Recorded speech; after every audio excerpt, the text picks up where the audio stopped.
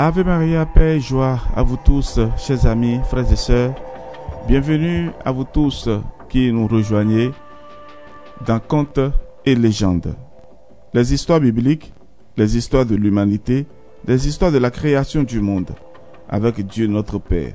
Et oui, frères et sœurs, bienvenue à bord de ce grand Boeing. Votre serviteur, le Père Jean-Raphaël Mariton, nous dit encore avec vous pour vous raconter les histoires de la Bible. Aujourd'hui, nous parlerons des conquêtes de Josué. Et serrez vos ceintures, nous sommes partis.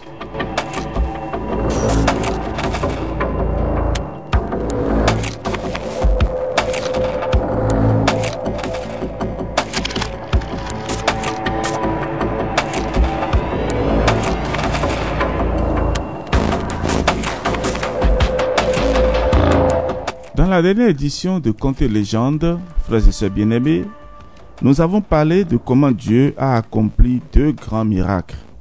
La traversée du Jourdain à pied sec et la victoire écrasante sur les redoutables géants de Jéricho. Et si vous vous en souvenez, je vous avais posé une question. Quel est le secret pour que Dieu accomplisse des miracles dans ta vie? Alors profite de ce temps de lumière, pour demander que Dieu accomplisse aussi un miracle dans ta vie. Aujourd'hui, comme promis, nous allons parler des conquêtes de Josué. Et ici, nous sommes dans le livre de Josué, chapitre 10 et chapitre 11. Alors, chers amis, lorsqu'ils apprennent comment Josué a écrasé Jéricho, tous les rois amorites se mettent d'accord pour combattre le peuple d'Israël. Les Hivites, habitants de Gabaon, quant à eux, choisissent de faire alliance avec Israël en utilisant la ruse. Ils se présentent au camp de Gilgal avec des sandales usées, de vieux habits et de vieilles provisions pour faire croire aux Israélites qu'ils viennent d'un pays lointain. Les Israélites ne consultent pas Dieu et acceptent de faire alliance avec eux. Dès que le roi de Jérusalem, Adoni-Sédec, apprend la nouvelle, les 5 rois amorites attaquent Gabaon. Josué part au secours des Gabaonites avec l'élite de son armée. Dieu lui dit: ne les crains pas, je les ai livrés entre tes mains. Chacun d'eux ne pourra te résister. Dieu inflige alors une rude défaite aux 5 rois. Josué veut en finir avec eux avant le coucher du soleil. Alors il dit en présence d'Israël: Soleil, arrête-toi sur Gabaon, et toi lune sur la vallée d'Ayalon. Aussitôt, le soleil s'arrête près d'un jour entier et la lune se tient immobile jusqu'à la victoire totale du peuple d'Israël. Il n'y a pas eu de journée pareille, ni avant, ni depuis, où Dieu a obéi à la voix d'un homme.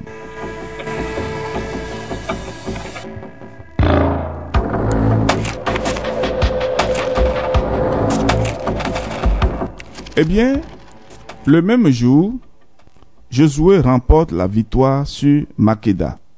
Il s'empare ensuite de Lachish le second jour.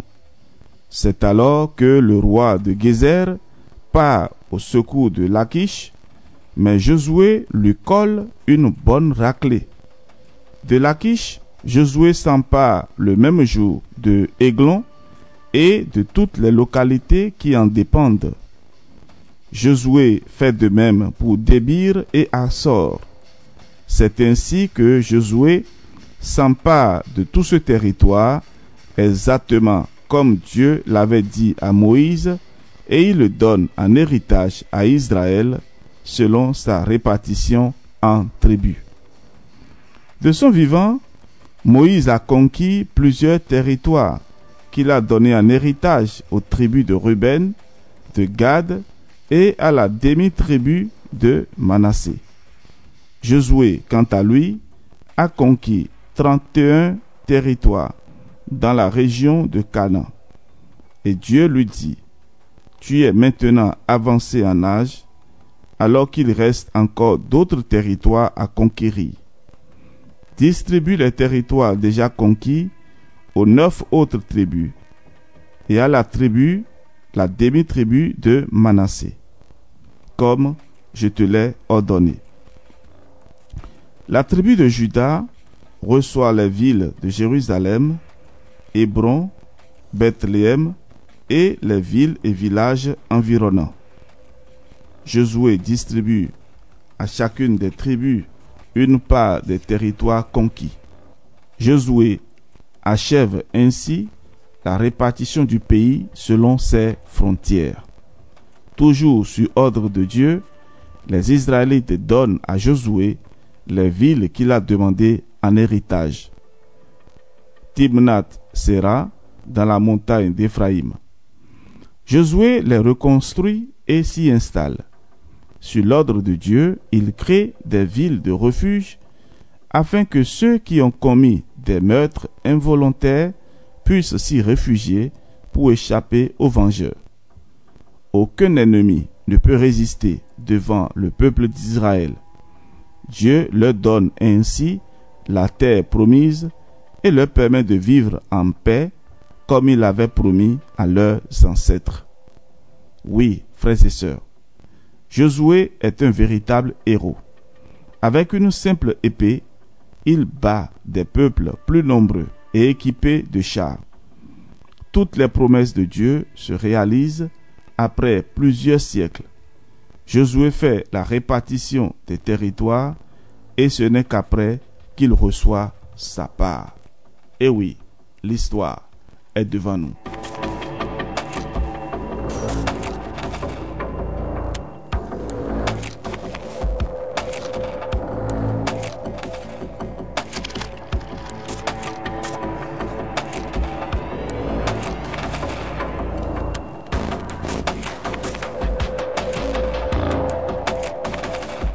Et ce n'est pas tout, frères et sœurs. Josué convoque les tribus de Ruben, de Gad et la demi-tribu de Manassé et leur dit: vous avez obéi aux ordres de Moïse et vous avez fait de même avec moi. Vous avez combattu aux côtés de vos frères et vous êtes restés fidèles à Dieu jusqu'à ce jour. Maintenant que Dieu a donné la paix à vos frères, vous pouvez retourner dans vos territoires à l'est du Jourdain.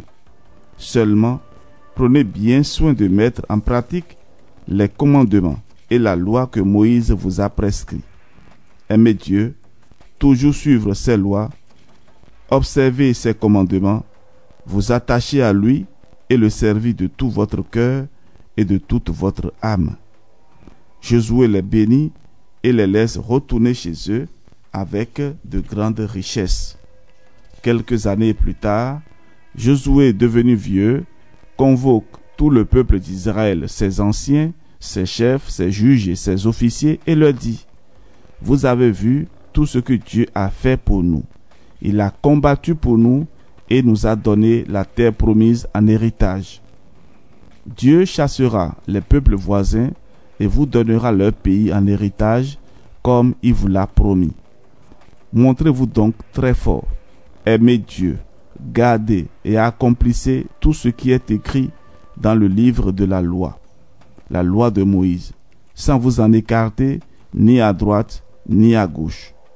Mais si vous vous détournez de lui, vos ennemis vous chasseront de vos terres. Choisissez aujourd'hui qui vous voulez servir, le Dieu d'Israël ou les faux dieux des peuples voisins. Quant à ma famille et moi, nous servirons le Seigneur. Le peuple répond: nous n'allons certainement pas abandonner le Seigneur pour servir d'autres dieux. Nous aussi, nous servirons le Seigneur, car c'est lui notre Dieu. Alors Josué dit au peuple: le Seigneur est saint, il est un Dieu jaloux, et il ne tolérera pas de vous voir adorer d'autres dieux. Le peuple répond à Josué: c'est le Seigneur que nous servirons. Ce jour-là, Josué conclut une alliance pour le peuple. Il lui donne des lois et des ordonnances à Sichem. Josué écrit ces paroles dans le livre de la loi de Dieu. Il prend ensuite une grosse pierre et la dresse sous le chêne qui est dans le sanctuaire de Dieu. Puis chacun rentre chez lui. Après ces événements, Josué meurt à l'âge de 110 ans. On l'enterre dans le territoire qu'il a reçu en héritage à Timnath-Séra, situé dans la montagne d'Éphraïm. Israël se montre fidèle à Dieu pendant toute la vie de Josué et toute la vie des anciens qui lui succèdent et à qui l'on a enseigné tout ce que le Seigneur a accompli en faveur d'Israël. Quant aux ossements de Joseph que les Israélites ont ramenés d'Égypte, on les met en terre à Sichem, dans la parcelle de champ que Jacob avait achetée au fils de Hamor, père de Sichem.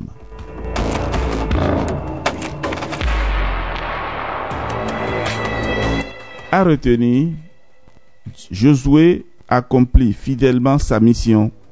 Il raconte les merveilles de Dieu à tout le peuple, y compris les enfants. Avec lui, le peuple d'Israël reste fidèle à Dieu, ce qui lui permet d'être béni et de vivre dans la paix. Alors, frères et sœurs, une question. Pourquoi devons-nous connaître l'histoire de nos ancêtres dans la foi?